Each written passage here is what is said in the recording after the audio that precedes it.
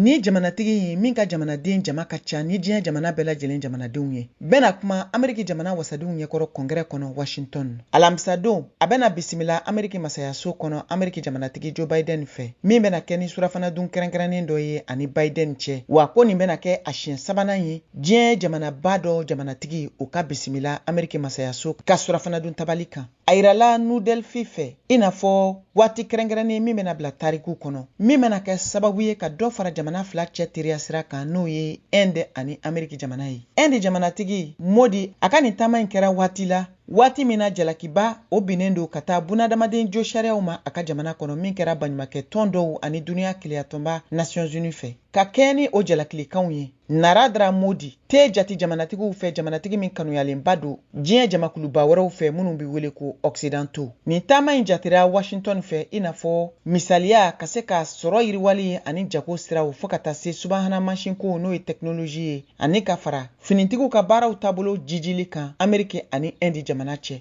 Ko jamana min jatilen don Asie gunkana la i n'a fɔ a bɛ se k'i kɔ da Chine jamana la ni ka dɔ bɔ Chine jamana yankan na. Sɛgɛsɛgɛli dɔ ka fɔ la min kɛra ni hakilina carilen caman ye y'a yira k'a fɔ ko nin ɲɔgɔnye min bɛna kɛ Ameriki jamanatigi Biden ani Inde jamanatigi Modi cɛ n'a fanba dɔ bɛna ta kɛrɛnkɛrɛnnenya la lakanako kan kuranko lajɛyali subahana mansin olu la baarali tasiraw kan n'a bɛ wele ko technologie stratégique nanzarakan na.